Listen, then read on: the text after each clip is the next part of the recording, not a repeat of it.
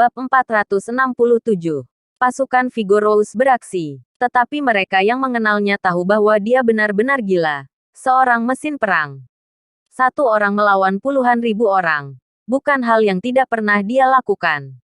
Pada saat ini, Burhan Gareth datang tergesa-gesa. Tuan Nathan, masalah ini sulit ditangani.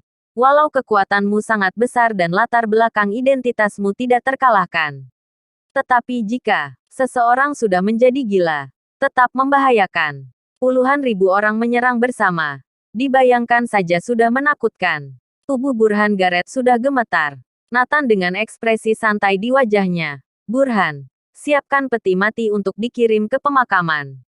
Ah, apa maksudmu? Tuan Nathan. Burhan Gareth sedikit linglung. Kirim peti mati ke Prabu Jayabaya.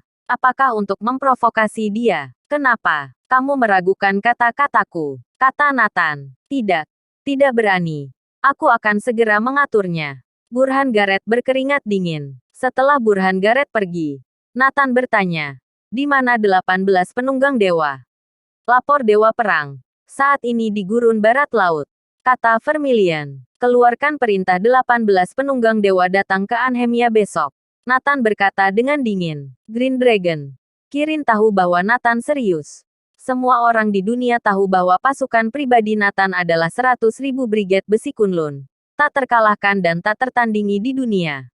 Tetapi hanya sedikit orang yang tahu bahwa Nathan secara pribadi menciptakan beberapa pasukan skala kecil. Juga tak terkalahkan. Misalnya, 18 penunggang dewa. Terdiri dari 18 petarung handal yang seperti malapetaka bagi para dewa. Ketika muncul berarti sebuah kehancuran. Di masa lalu, Nathan hanya membawa 18 penunggang dewa. Total 19 orang. Membunuh 20.000 orang dalam semalam. Menghancurkan sebuah negara kecil. 18 orang gila ini seperti pisau baja. Setiap kali menusuk tepat di jantung musuh. Di medan perang, hal yang paling tabu bagi semua orang adalah mendengar nama 18 penunggang dewa. Karena tidak tahu kapan seluruh kamp militer akan dihancurkan. Selain itu, beritahu Kevin Turnage bahwa sudah waktunya untuk keluar. Mereka telah lama beristirahat di zona perang South Mantis. Mungkin tulang sudah berkarat.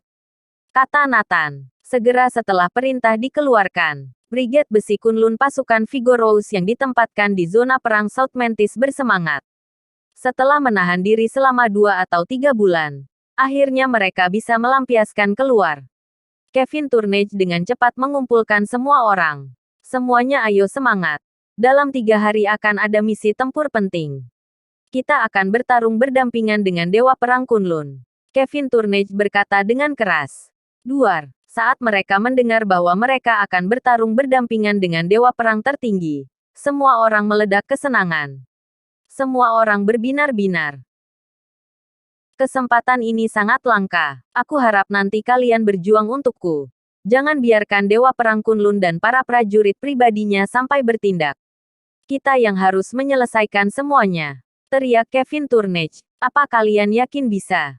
Yakin. Semua orang berteriak keras. Apa kalian bisa melakukannya? Bisa. Kita harus menjamin bisa menyelesaikan misi pertempuran. Tunjukkan kekuatan pasukan Vigorous. Biarkan Dewa Perang Kunlun tahu bahwa naga dalam kubangan tetaplah naga. Kevin Turnage berteriak dengan antusias. Suaranya sampai serak. Pasukan Vigorous. Tak terkalahkan. Pasukan Vigorous. Tak terkalahkan. Ribuan prajurit berseru. Mengguncang dunia. Seluruh zona perang South Mantis tercengang. Tentara berdarah besi seperti itu terlalu menakutkan. Mereka ada misi tempur. Apakah ada masalah terjadi baru-baru ini? Semua orang di zona perang South Mantis sedang mencari tahu apa yang terjadi baru-baru ini. Pasukan Brigade Besi Kunlun, yang sedang beristirahat, akan beraksi. Pasti masalah besar. Bab 468. Jika tidak datang bunuh. Di kantor Panglima Zona Perang South Mantis. Panglima duduk di kursinya. Alisnya berkerut. Hal yang sama berlaku untuk Wakil Panglima dan Letnan Senior lainnya. Panglima tidak tahu apa yang terjadi. Tidak ada perang di South Mantis dan daerah sekitarnya. Ya, pergi tanyakan pada Kevin Turnage. Dia bilang itu rahasia. Diperintahkan langsung oleh Dewa Perang Kunlun. Tidak tahu apa ada pergerakan besar. Beberapa orang melaporkan. Panglima Zona Perang South Mantis Khalid menghela nafas, takutnya. Masalah muncul di tempat kita. Tapi kita tidak mengetahuinya. Hingga Dewa Perang Kunlun yang harus menyelesaikannya. Lapor Panglima. Sepertinya aku menemukan beberapa petunjuk. Billy Nair, Kolonel Resimen Zona Perang South Mantis, berkata. Katakan, baru-baru ini, masalah Prabu Jayabaya South Mantis ramai di mana-mana. Dia sedang mengumpulkan kubu lama dan murid-muridnya. Dikabarkan ingin menyerang Anhemia. Kata Billy Nair. Oh, aku tahu. Putra angkat Prabu dan 3 jenderalnya telah meninggal di Anhemia. Sekarang dipikir-pikir, selain Dewa Perang Kunlun, siapa yang memiliki kemampuan untuk melawan Prabu? Seorang wakil Panglima segera berkata. Khalid tampak terkejut. Maksudmu Prabu akan langsung menghadapi Dewa Perang Kunlun? Benar, Prabu memanggil kubu lama dan murid-muridnya pergi ke Anhemia untuk membalas dendam. Sepertinya dia sendiri tidak tahu bahwa orang yang dia hadapi adalah Dewa Perang Kunlun. Kata yang lainnya, lancang. Beraninya tidak menghormati Dewa Perang Kunlun. Berani menyerang Dewa Perang Kunlun. Billy Nair bawa orang untuk menghancurkan Prabu. Khalid memiliki temperamen yang meledak dan berkata dengan marah. Tidak boleh Panglima. Pasukan Vigorous sudah bersiap. Menunjukkan bahwa Dewa Perang Kunlun akan menangani Prabu sendiri. Kita tidak boleh mewakilinya. Segera seseorang membujuk untuk menghentikannya. Benar juga. Kalian selalu perhatikan situasi. Jika ada yang aneh, segera tangani. Divisi pertama. Divisi ke-89. Dan Legiun selalu siapkan diri. Khalid memberi perintah. Siap. Panglima. Pemakaman masih 1 hari lagi. Di Villa Gunung Ametis. 8.000 orang telah berkumpul dan jumlahnya masih terus bertambah.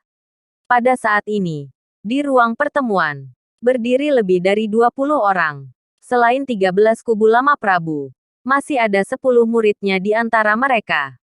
Salah satu pria, Wahyu, mengenakan kacamata berbingkai emas adalah murid Prabu yang paling dihormati. Dia juga yang terkuat di antara para murid. Ini adalah pemimpin Hursut, kota ketiga di South Mantis.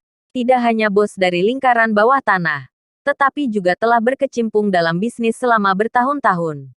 Dan aset bernilai puluhan triliun. Guru tenang saja. Tidak peduli apa latar belakang atau kekuatan yang tak terkalahkan pihak lawan. Aku akan mencoba yang terbaik untuk membuat mereka membayar dengan nyawa mereka. Wahyu berkata dengan marah. Nyawa ganti nyawa. Buat mereka dikubur bersama. Sekelompok orang berteriak. Melihat ini, Prabu mengangguk lega. Locaya sampaikan perintahku, perintahkan 28 eksekutif tingkat tinggi dari Jordan Group datang ke Villa Gunung Ametis besok untuk menghadiri pemakaman. Mereka secara pribadi mengangkat peti mati dan menguburnya. Berlutut di kuburan untuk bertobat selama 3 hari 3 malam. Jika tidak datang, bunuh semua. Prabu menginstruksikan Locaya. Segera perintah ini langsung disampaikan ke Jordan Group. Jolene dan eksekutif tingkat tinggi lainnya sangat terkejut. Terutama ketika beberapa orang mendengar berita. Mengatakan bahwa 10.000 orang akan datang membunuh. Seketika, orang-orang di Jordan Group panik. Di dunia bisnis telah bekerja bertahun-tahun dan telah mengalami banyak hal yang mengancam jiwa. Tapi ini adalah pertama kalinya melihat arogansi seperti ini. Bersambung.